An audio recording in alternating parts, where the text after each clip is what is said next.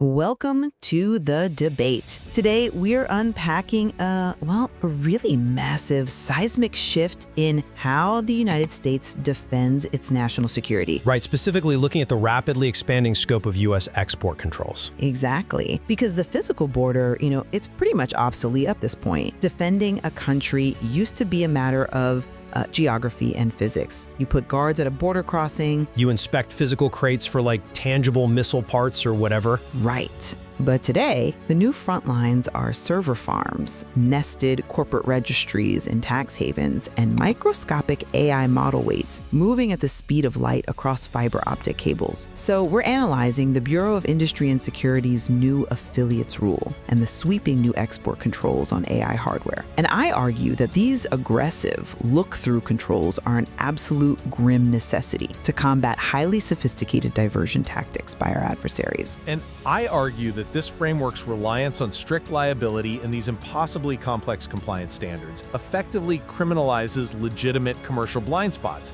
I mean, the government is essentially demanding that private companies perform the work of intelligence agencies, all under the threat of paralyzing financial ruin. Well, let's start with the mechanism of how adversaries actually acquire restricted technology today, because that really dictates why these rules exist in the first place. So lay out how they do it. Give us the scenario. Sure, they use diversion by structure. Picture this. It's January 2026. A Chinese state-backed AI research lab, let's call them Zhongke Advanced Systems, is on the BIS entity list, meaning they cannot buy NVIDIA H100 chips directly, not allowed. Full stop. No license, no nothing. Exactly. So their strategy is the classic Singapore shell game. They incorporate a clean company in Singapore, call it Novatech Solutions. New bank account, new shiny office, local employees, absolutely no mention of China on the paperwork. And this is the move everybody thinks will work, right? Right. Novatech places a $50 million order with a U.S. distributor for advanced AI GPUs, specifically ECCN 3A090 chips. The distributor checks the shipping address, they see Singapore, that's not restricted, so they ship the chips. And then what? They just sit there? They land in Singapore, they sit in a bonded warehouse for exactly 48 hours. Then they are repalletized, the paperwork is swapped, and a cargo plane flies them directly to Shenzhen. Wow. Straight to Zhongke. To the entity list company. And then 6 months later, a BIS investigator finds a PowerPoint slide in a seized laptop titled Novatech Logistics for Restricted Compute. Game over. Right. So let's break down for our compliance folks why the U.S. distributor just smashed multiple regulations there. Well, first, under 15 CFR, Section 744.11, the end user controls. The U.S. exporter looked at the invoice address, not the ultimate end user. Yeah, they treated the Singapore subsidiary as the finish line. Exactly. But the EAR says if the ultimate end user is on the entity list, you cannot export to their subsidiary anywhere on Earth. Not Singapore, not Switzerland. And then there's the emergency rule from January 2026, right? BIS formalized case-by-case reviews for those advanced chips. You can only get them if you provide a certified end-use statement with strict KYC tracking. And Novatech provided a fake one. They certified it was a Singapore training facility when the truth was Chinese military AI. That is fraud. Right. And the third violation is the Foreign Direct Product Rules, the FDP rules.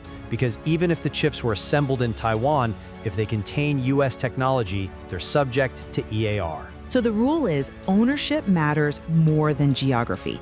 BIS looks at the beneficial owner. Under the new 50% affiliates rule, if your parent company is a restricted entity, you are restricted, period. But see, the concept of look-through ownership sounds entirely reasonable until you actually try to execute it in the global market. The fatal flaw here is strict liability. How is it a flaw? It's the only way to enforce it. Because under this regulatory regime, you don't have to know you committed a violation to be guilty of one. Exporters are held strictly liable if they sell to a foreign entity that happens to have, hidden indirect ownership by a restricted party. Which is why they have to do thorough due diligence. But if a foreign adversary intentionally obfuscates their corporate registry using proxy directors, offshore holding trusts, state-sponsored secrecy laws, how can a U.S. manufacturer possibly uncover that indirect aggregate ownership?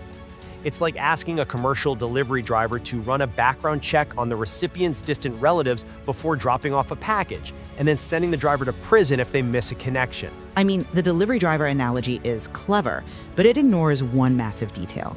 The delivery driver isn't shipping office supplies. They are shipping the equivalent of digital uranium. It's still a physical impossibility for perfect compliance. If you're exporting advanced AI chips technology capable of altering the global balance of power, you are not just a delivery driver. You bear the responsibility of knowing exactly who the ultimate end user is. Okay, let me play devil's advocate on your scenario then. What if the US exporter says, look, we didn't know. We sold to a distributor in Dubai, they sold to Novatech, not our problem. That is exactly the coastal PVA technology and Excite management defense, and it completely failed. Tell us about that case. So BIS fined them heavily because they treated third-party distributors as the finish line. Under EAR Part 744, you have a duty to inquire. If a distributor orders 500 advanced AI chips but has no data center, no cooling infrastructure, no AI research staff, you need to ask, where are these actually going? So ignorance isn't bliss? Not at all. If you miss it, it's a civil penalty. And if you knowingly look away, it's criminal. You have to resolve Red Flag 29. If the corporate registry is opaque and you can't confirm who owns the company, you don't just ship the product and cross your fingers. You halt the transaction. But just saying halt the transaction means paralyzing global commerce. You're penalizing the victim of state-sponsored espionage. Strict liability forces companies to build robust, paranoid compliance programs. If we don't have that standard, you instantly incentivize corporations to build massive blind spots. Fine.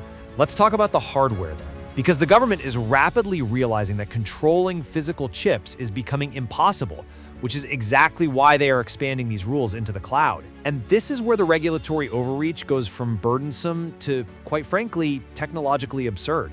You're referring to the expansion of the Foreign Direct Product Rule for Infrastructure as a Service, or IaaS providers. Exactly. The government recognized that if a restricted lab can't physically buy an advanced AI chip, they'll just rent time on a US-owned cloud server that does have those chips. So the new guidance demands that cloud providers police the AI models being trained on their servers. Because the cloud is the new border. We're dealing with ECCN 4E091, which controls AI model weights trained utilizing 10 to the 26 power or more operations. You don't put a trained neural network on a cargo ship. Right, it's entirely digital.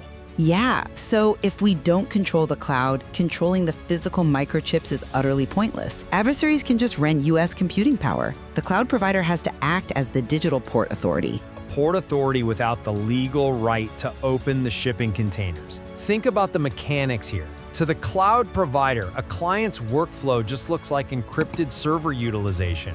How does a cloud host technologically monitor the exact number of training operations a client is running without violating global data privacy laws or breaking their own end-to-end encryption? They don't need to break encryption, though. They monitor compute scale. What does that mean in practice? To use your port authority analogy, a port authority doesn't need to open a sealed shipping container to know something is wrong. If a wooden rowboat registers for a spot at the dock, but suddenly weighs 50,000 tons and requires an industrial crane to move, you know it's not a rowboat based strictly on the physics. Tracking compute scale works exactly the same way. So they look at the metadata. Yes. A cloud provider can't read the encrypted data, but they can see the power draw. They can see the telemetry. If an anonymous customer spins up 10,000 GPUs running at maximum thermal capacity for 3 months straight, that metadata is the mechanism. The regulations require providers to track that aggregate total processing performance. You measure the exhaust. But the exhaust doesn't tell you the intent.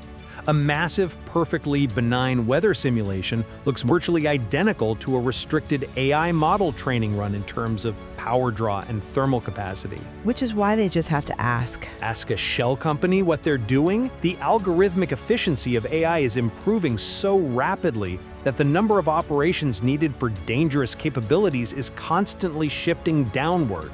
Holding the cloud provider strictly liable for the content of the processing fundamentally breaks the utility computing model. If a customer is pulling that much aggregate compute, the regulation simply requires the provider to implement a Know Your Customer framework. We demand this of banks to prevent money laundering, right? Yes, but a bank tracking a wire transfer is fundamentally different from a cloud provider tracking compute cycles. A bank knows exactly what currency is moving. A cloud provider renting out GPUs does not inherently know what math is being processed. If the telemetry spikes, the provider must inquire if the customer intends to export the resulting model. If they refuse to answer, you shut off their server access. And if that foreign user does train a restricted model on that network, the provider can be charged with aiding and abetting a strict liability export violation. The government is deputizing the private sector because the government itself cannot move at the speed of the cloud.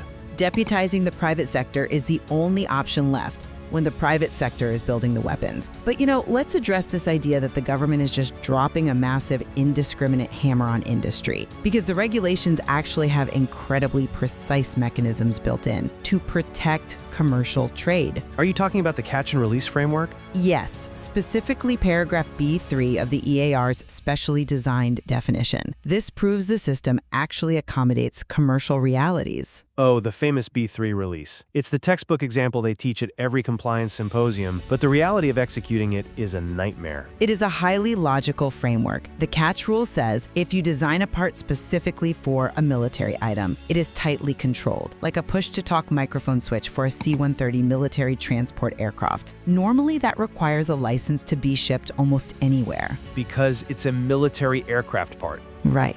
But the B3 release says, wait, what if this exact same microphone switch is also used in a commercial passenger ferry? If it is, the switch is officially released from the stringent military control. It drops down to a basic commercial control level. That release is elegantly written on paper, but let's tie this to the physical hardware world, like the Teledyne Flare settlement from February 2026. Huge case. Unlicensed exports of thermal imaging tech. Exactly. ECCN 6A03 and 6A993A. Teledyne's customer put those thermal cameras into drone gimbals destined for China. Because those camera cores help missiles see. Right, and they are controlled for a very good reason. But here's the ITAR twist. If that thermal core is quote-unquote specially designed for a military drone, it jumps from the Commerce Department's EIR straight to the State Department's ITAR, U.S. Munitions List Category 12. And ITAR has absolutely zero exceptions for my subsidiary is in Europe. Zero. But to get back to your B3 release, to actually prove that release during a federal audit, a company must maintain contemporaneous documentation from the exact time of the item's development. Which they should be doing anyway.